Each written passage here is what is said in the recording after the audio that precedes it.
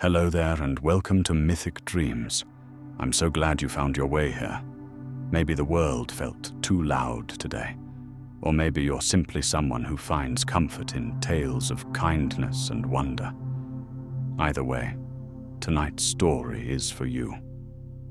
Let your body relax, your thoughts slow, and feel yourself settling into stillness. Because tonight, we're traveling to ancient Rome, where two humble villagers showed hospitality to strangers who were gods in disguise. This is the myth of Baucis and Philemon, a timeless story about love, generosity, and how the smallest acts of kindness can echo through eternity. If these journeys bring you peace, consider subscribing so we can wander together again. But for now, close your eyes and rest. When I first heard the ancient story of Baucis and Philemon, I found myself subscribing to a wisdom older than time itself, one that reminds us that kindness toward strangers may reveal the divine walking among us.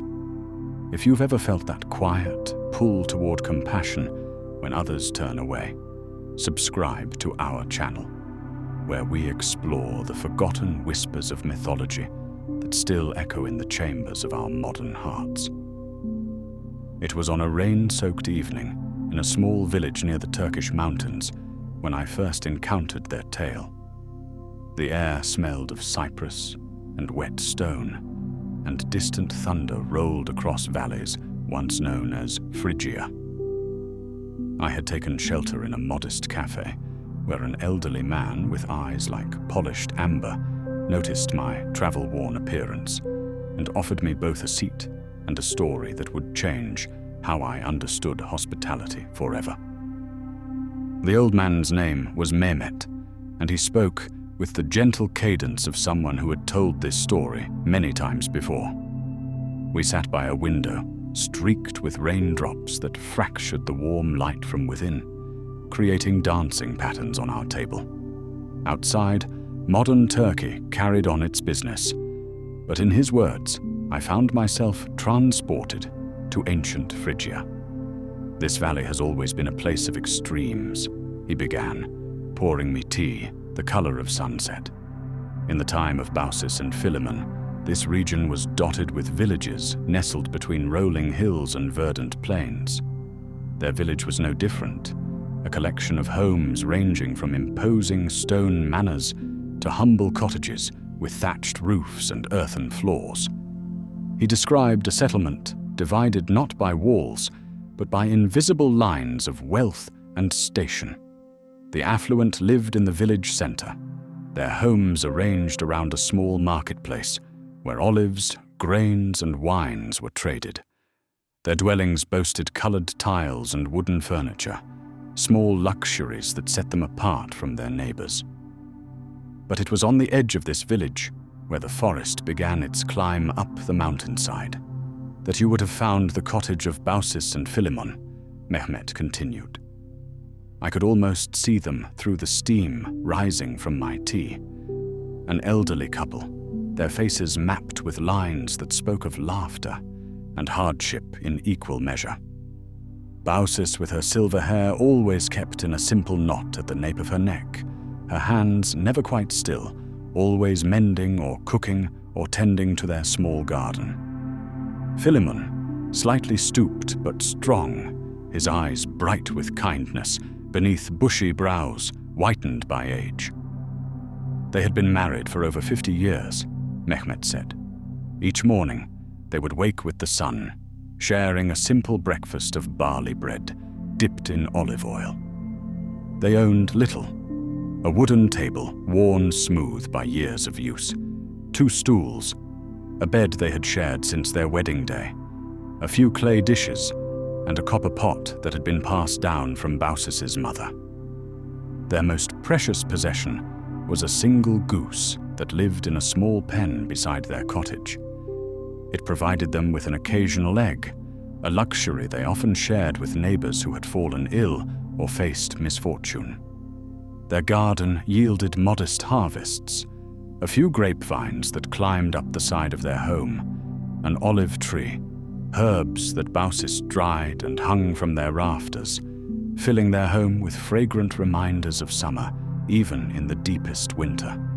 But what they lacked in possessions, Mehmet said, his voice softening, they had abundantly in devotion. Each evening, they would share a single cup of watered wine, passing it between them as they watched the sunset paint the hills gold. They would speak of their day, of the village gossip, of memories from their youth.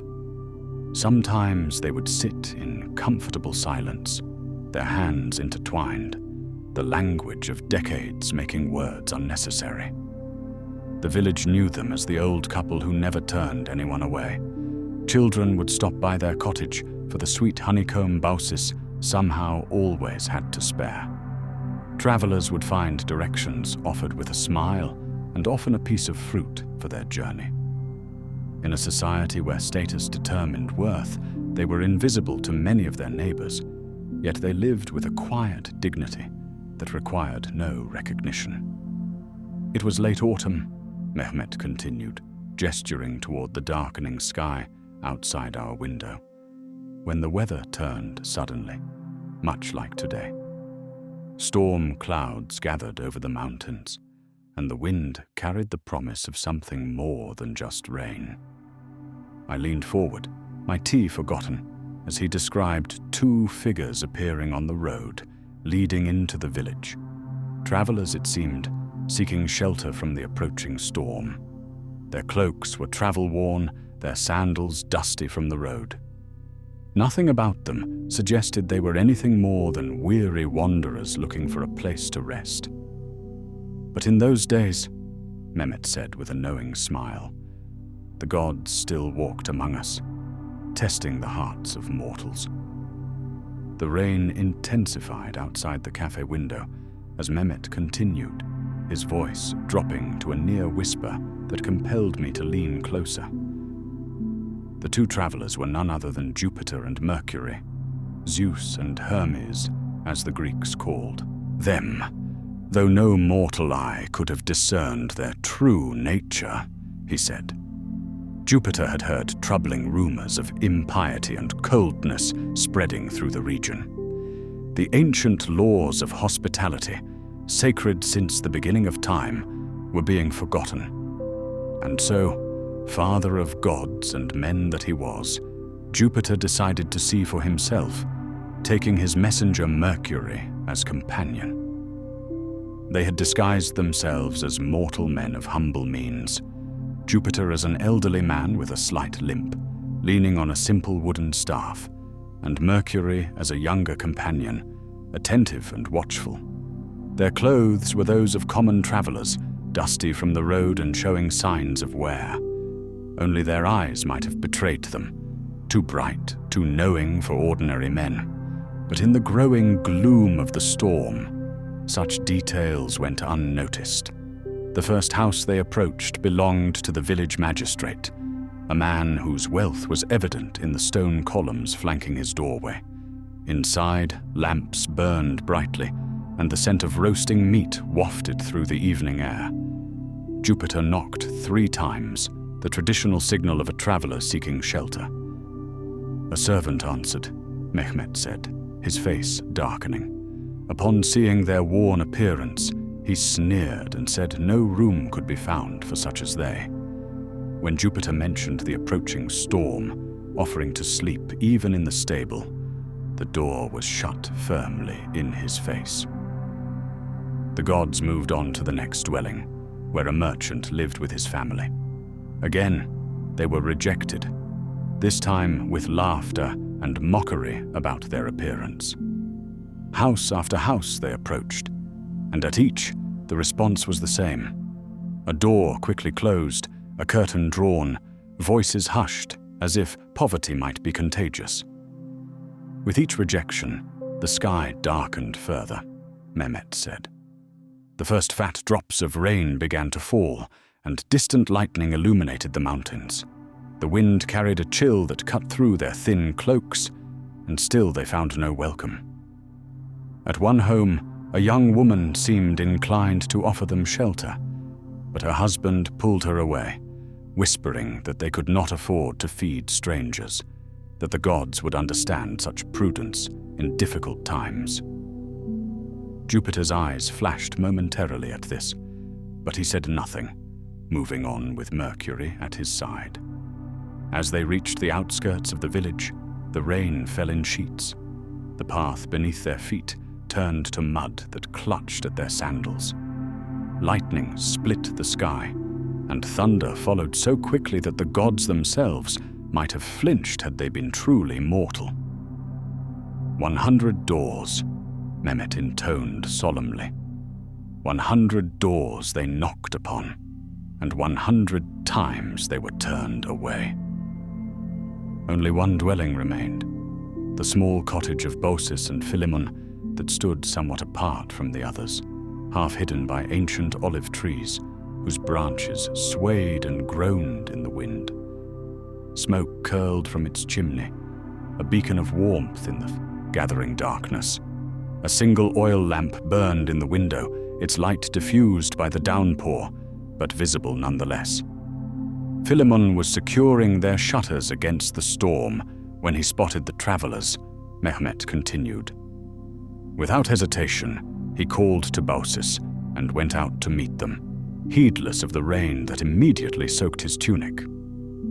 "Friends," Philemon called to them, raising his voice above the howling wind, "you must come inside. No one should be out in such weather." Jupiter and Mercury exchanged glances, the first genuine welcome they had received. Philemon approached them, offering his arm to Jupiter, who was still playing the role of an elderly man with difficulty walking. "Our home is small," Philemon apologized as he led them toward the cottage, "but it is dry, and we have a fire burning." Inside, Baucis had already begun preparations. She had added wood to the hearth, its flames casting dancing shadows on the walls.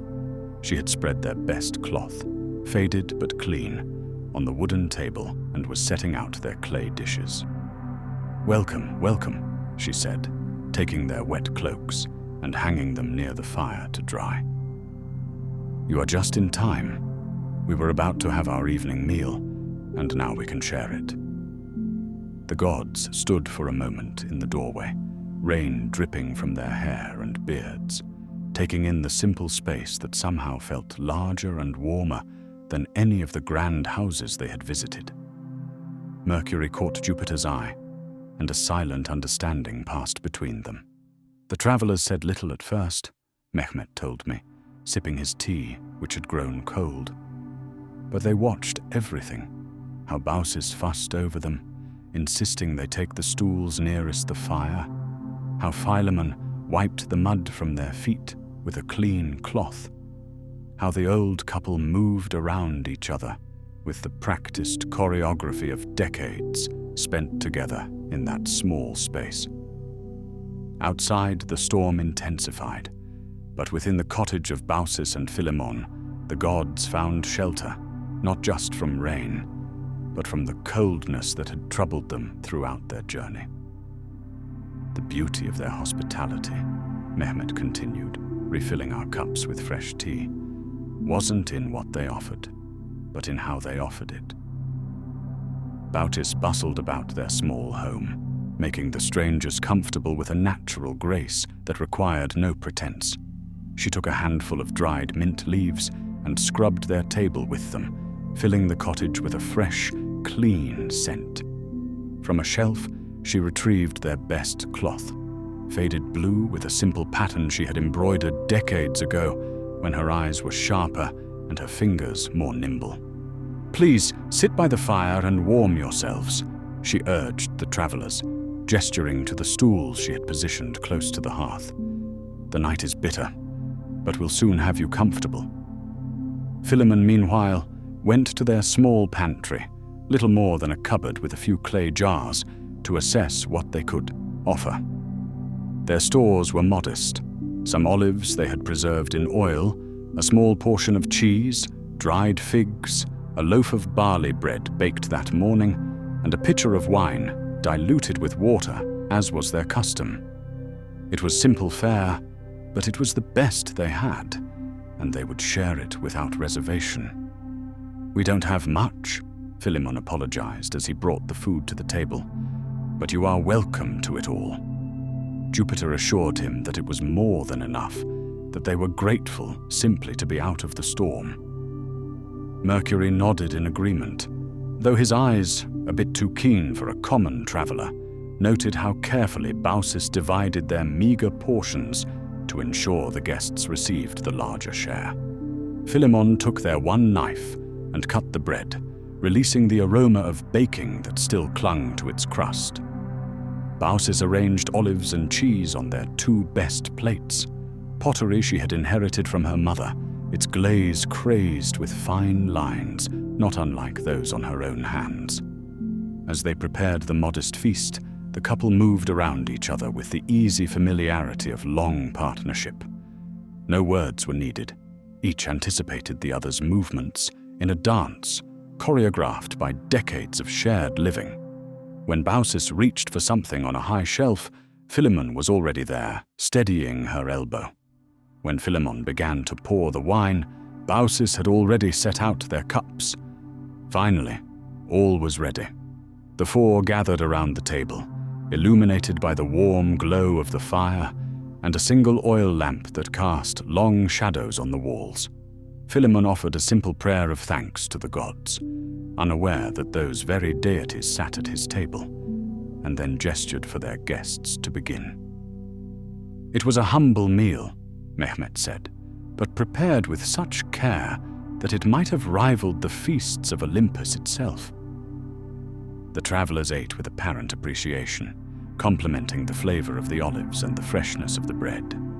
Conversation flowed easily, though the old couple noticed that their guests spoke little of themselves, instead asking questions about the village and its people, about the lives Baucis and Philemon had built together. As the meal progressed, something curious began to happen. Philemon noticed it first. Each time he poured wine from their pitcher, it seemed as full as before. At first, he thought it a trick of the lamplight, or perhaps his aging eyes. But after the third pouring, when the level still hadn't dropped, he exchanged a meaningful glance with Baucis. She had noticed something too. The wine tasted richer than their usual fare, with hints of flavors they had never experienced. The humble drink they could afford had somehow transformed into something worthy of the finest tables in Rome. "The pitcher never emptied," Mehmet said, his eyes glinting in the cafe's warm light. No matter how many times they filled their guests' cups, it remained full to the brim. A suspicion began to form in the minds of the old couple. Tales were told of gods who walked among mortals, testing their hearts and their hospitality. Could it be? But no, surely not in their humble home. Yet the evidence mounted. The fire burned without consuming the wood. The lamp's oil didn't diminish. And now the wine that never ended. Baucis's hands trembled slightly as she reached for the pitcher again.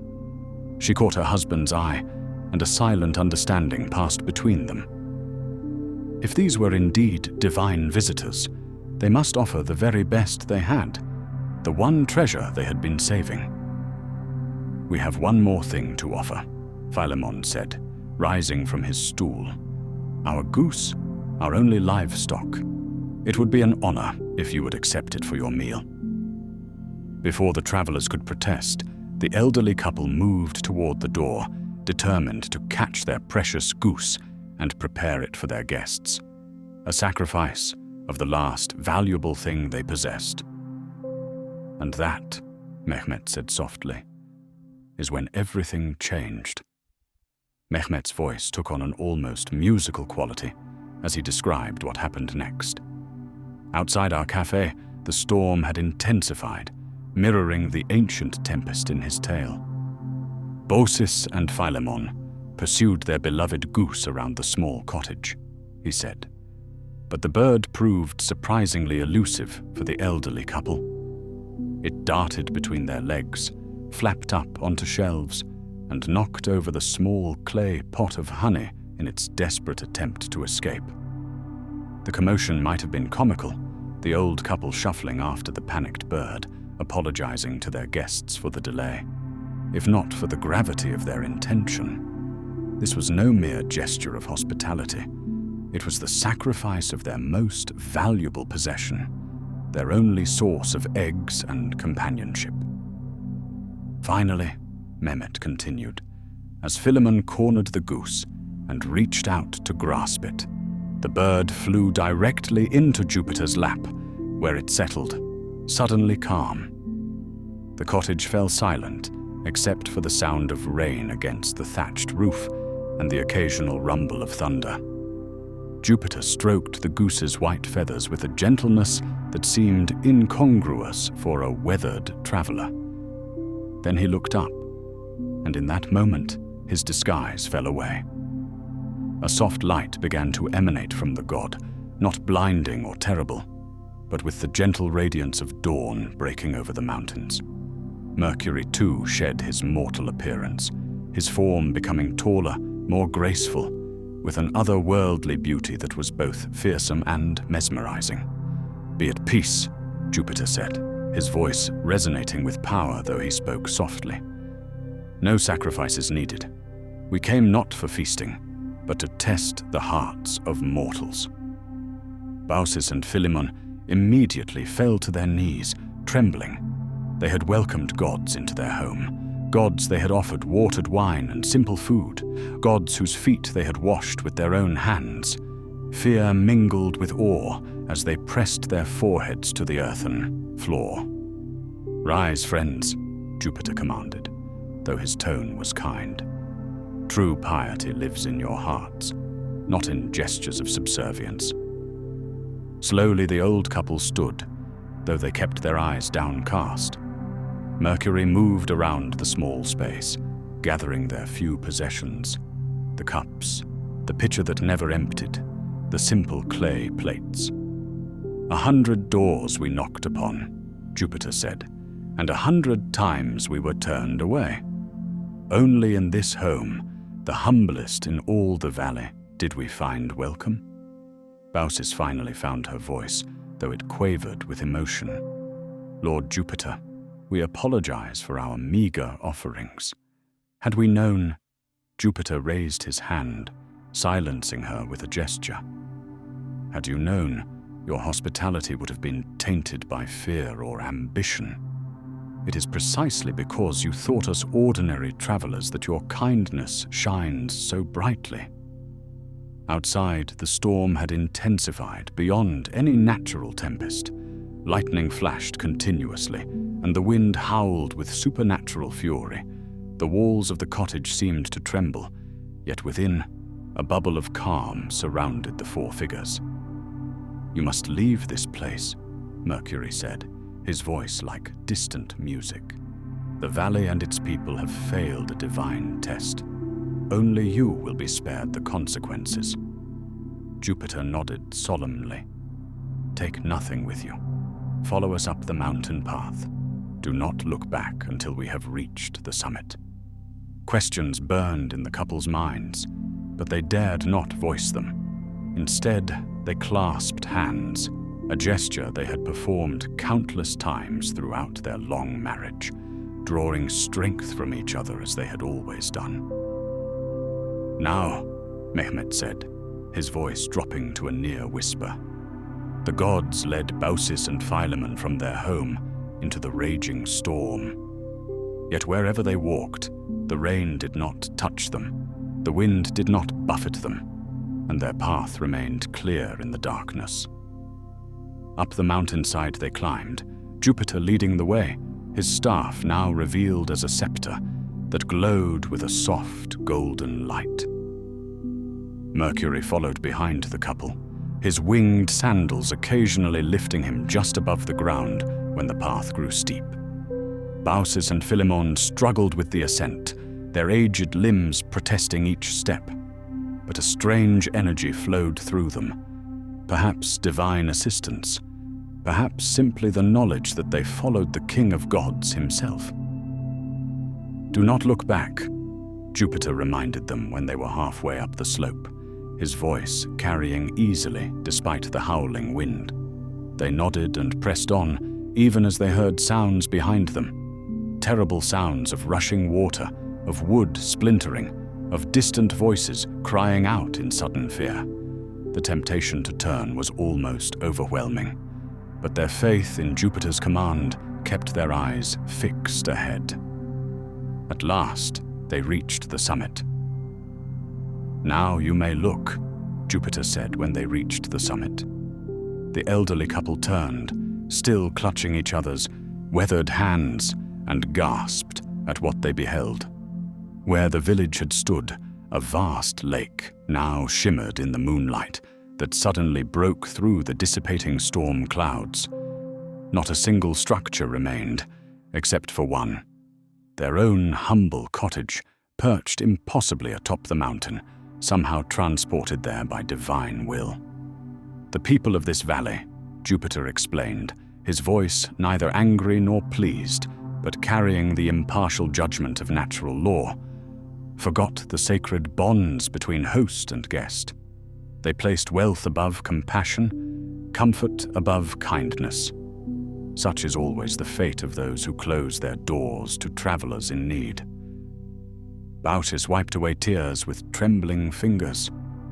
Though many in the village had looked down upon them for their poverty, she felt no satisfaction in their fate. Philemon stood silent, his arm around his wife's shoulders, his expression solemn as he contemplated the transformed landscape below. "But you," Mercury interjected, his voice lighter, but no less powerful, "you have honored the ancient laws of hospitality. Your reward shall match your virtue."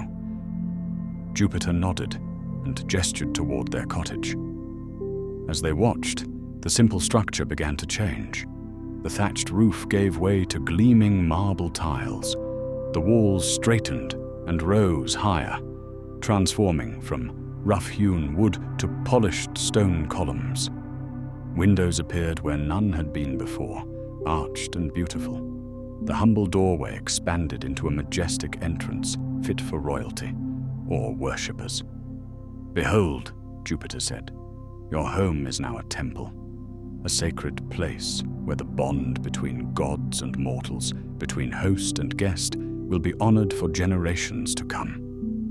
Baucis and Philemon stood speechless, unable to comprehend how their modest dwelling had become a structure of such beauty and grandeur. Golden light spilled from its entrance, illuminating the night and casting long shadows across the newly formed lake below. "This temple shall be a beacon," Jupiter continued, "a reminder of the virtue found in the humblest of hearts. And you shall be its guardians for as long as you both shall live." Mercury approached them, his feet hovering slightly above the ground. "One more gift we grant you," he said. "Name your heart's deepest wish, and if it lies within divine power, it shall be yours." Baucis and Philemon looked at each other, a lifetime of understanding passing between them without words. They had never dreamed of riches or power. Their greatest treasure had always been their life together. Philemon nodded, and Baucis spoke for both of them. "Great Jupiter, merciful Mercury," she said, her voice steady despite her awe, "we ask only this, that neither of us should ever have to witness the other's death. Let us leave this world together when our time comes, as we have lived in it together." Jupiter smiled, and for a moment his divine countenance softened with something like tenderness. "A wish born of true love," he said. "So it shall be." With those words, the gods began to fade from view, their forms dissolving into mist and moonlight, until only their voices remained, whispering on the night breeze, "Remember us." And then they were alone, an elderly couple standing before a magnificent temple that had once been their humble home. "For many years," Mehmet continued, stirring his tea thoughtfully, Baucis and Philemon served as priest and priestess of the temple on the hill. Travelers from distant lands came to worship there, and none were ever turned away. The couple lived simply despite the grandeur of their new dwelling. They still shared a single cup of wine each evening, still tended a small garden beside the temple, still moved through their days with the same quiet harmony that had defined their decades together. The only difference was that now they welcomed not just occasional wayfarers, but pilgrims and supplicants who sought divine favor. To each visitor, they told their story, not as a boast, but as a lesson in hospitality and the unexpected ways of the gods. They spoke of Jupiter and Mercury, of the village beneath the lake, of the importance of seeing the divine potential in every stranger who knocked upon one's door. Some came seeking miracles, Mehmet said, but Baucis and Philemon offered something perhaps more valuable: wisdom gained through a lifetime of simple devotion to each other and to the principles of kindness. Years passed. The couple grew older still, their hair turning from silver to white, their steps becoming slower, their voices softer. Yet they remained as devoted to their duties as they had been on the first day. The temple flourished under their care, its marble columns twined with flowering vines, its altar always adorned with fresh offerings from their garden. Throughout the region, their story spread. Parents told it to children as a lesson in virtue. Travelers repeated it at wayside inns as a reminder of the sacred obligations of hospitality. The temple on the hill became famous not for miraculous healings or divine prophecies, but for the extraordinary example of its ordinary caretakers. And so it went, Mehmet said, until one spring morning, when both Baucis and Philemon felt a strange sensation as they performed their morning rituals at the temple altar, a tingling in their fingers and toes, a lightness in their aged limbs, a whisper of something ancient and powerful stirring within them. They looked at each other with perfect understanding. Their time had come. The cafe had grown quiet around us as Mehmet's story approached its conclusion. Even the rain seemed to be listening, its patter against the windows softening to a gentle rhythm. That spring morning, Mehmet continued, dawned with unusual clarity. The air was sweet with the scent of blossoms, and birdsong filled the temple grounds. Baucis woke first, as she had done every day of their marriage, and noticed something peculiar. A small green leaf had sprouted from the silver strands of her hair. She touched it with wonder, feeling it soft and alive between her fingertips. Instead of fear, a profound peace washed over her. She turned to wake Philemon and found him already watching her, his eyes crinkled with the smile that had been her constant companion through decades of shared life. "Look," she whispered, showing him the leaf. Philemon reached out and gently touched the small green miracle. Then he held up his own hand, where the skin had taken on the texture of bark, rough and patterned like the oak trees they had tended in the temple garden. "It's time, isn't it?" he asked, his voice as calm as if he were remarking on the weather. Baucis nodded, taking his transforming hand in hers. "Jupiter has remembered his promise." They rose together, moving with a new lightness despite their advanced age. No words were needed as they made their way outside to the temple courtyard. The morning sun bathed everything in golden light, and the air hummed with an energy they could both feel, the presence of divinity fulfilling an ancient oath. Standing together beneath the open sky, they embraced one final time as fully human. Philemon felt the rough bark spreading across his skin, climbing from his hands up his arms, across his chest. Beside him, Baucis's silver hair had become a crown of tender leaves that rustled in the gentle breeze. I have loved you through every season," Philemon whispered.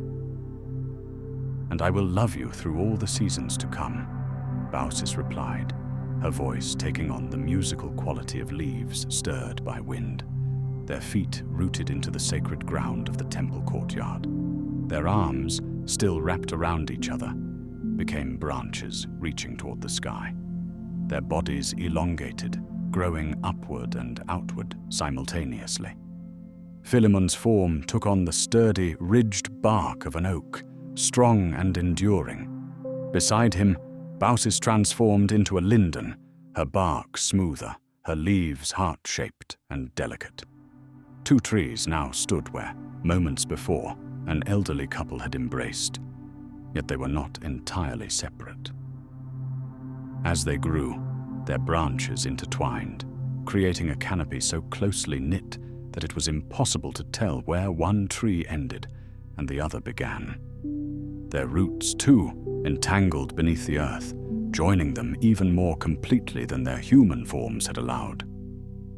Pilgrims arriving at the temple that morning, Mehmet said, found no sign of the elderly priests except for these two trees that had appeared overnight in the courtyard. But those who listened carefully could sometimes hear whispers in the rustling of the leaves, stories of hospitality, devotion, and divine justice. The temple itself gradually fell into disrepair over the centuries, its marble columns crumbling, its altar reclaimed by wilderness.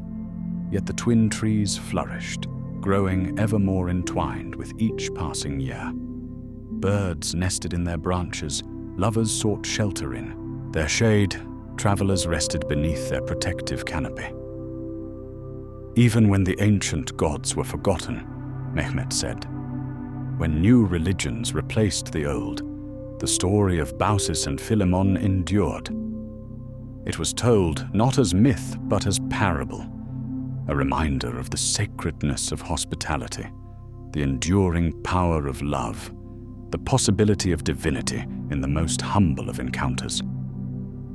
The lake that had once been a village eventually dried up, revealing nothing of what had existed before. Civilizations rose and fell around the hill with its twin trees. Empires claimed the land, then lost it to others. Languages changed, customs evolved, but the intertwined oak and linden remained, improbably ancient, impossibly connected. Some say, Mehmet's voice dropped to a near whisper, that on very still nights, when the moon is full and the world holds its breath between one moment and the next, you can still hear them. Two elderly voices speaking words of welcome to weary travelers, offering rest and refreshment without expectation of reward. He fell silent then, his story complete. Outside, the rain had stopped entirely, and a shaft of late afternoon sunlight broke through the clouds, illuminating our table with golden light that seemed almost deliberately placed. "And the trees?" I asked finally. "Are they still there?" Mehmet smiled, the creases around his eyes deepening. "Some transformations transcend time itself," he answered enigmatically, rising from his chair.